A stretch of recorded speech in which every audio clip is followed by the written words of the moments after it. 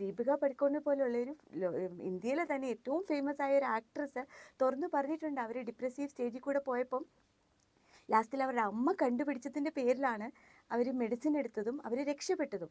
അവർ every day സൂയിസൈഡിനെ കുറിച്ച് ചിന്തിച്ച് എല്ലാ കാര്യങ്ങളും മരിക്കുന്നതിനെക്കുറിച്ച് പ്ലാൻ ചെയ്ത് എല്ലാം കാര്യങ്ങൾ ഡിസൈഡ് ചെയ്തൊരു നടിയായിരുന്നു. ആ നടിയാണ് ഇന്ന് ഇന്ത്യയിലെ തന്നെ ഫേമസ് ഒരു ആക്ട്രസ്, ഹൈലി പെയ്ഡായ ഒരു ആക്ട്രസ്സായി മാറിയത്. ഇന്നൊരു കുഞ്ഞിൻ്റെ അമ്മയും കൂടെയാണ് അല്ലേ. അപ്പോൾ ഇത് നമ്മൾ ചുറ്റിനുള്ളതൊന്ന് കണ്ണ് തുറന്ന് കണ്ടാൽ മതി, നമുക്ക് തന്നെ വരണമെന്നില്ല.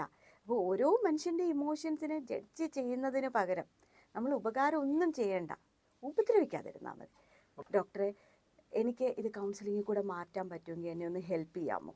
എനിക്ക് ഒരു പെണ്ണിൻ്റെ മനസ്സും പെണ്ണിൻ്റെ എല്ലാ രീതിയിലും ഞാനൊരു പെണ്ണാണ്, പക്ഷെ ഇതേതെങ്കിലും രീതിയിൽ ട്രീറ്റ് ചെയ്യാൻ പറ്റുന്നതാണെങ്കിൽ മാറ്റാമോ?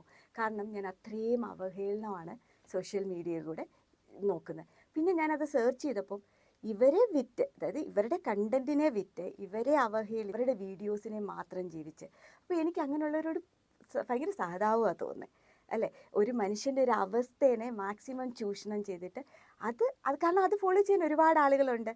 ഉള്ള കാര്യങ്ങൾ ചെയ്യുമ്പം ആർക്കും, ഇവരെല്ലാം ഹ്യൂമൻ ബീയിങ്ങാണ്. എവറി ഇൻഡിവിജ്വൽ ഈ ഭൂമിയിലോട്ട് വരുന്നത് അവർക്ക് നമ്മളെപ്പോലെ എല്ലാ അവകാശങ്ങളും ഉണ്ട് ഈ ഭൂമിയിൽ ജീവിക്കാനും സർവൈവ് ചെയ്യാനും. അപ്പം നമുക്കൊന്നും അവർക്ക് വേണ്ടി ചെയ്യേണ്ട, ചാരിറ്റി ഒന്നും ചെയ്യേണ്ട, അവർക്ക് നാളെ നിങ്ങൾ ഒരു നേരം ആഹാരം പോലും കൊടുക്കണമെന്നില്ല.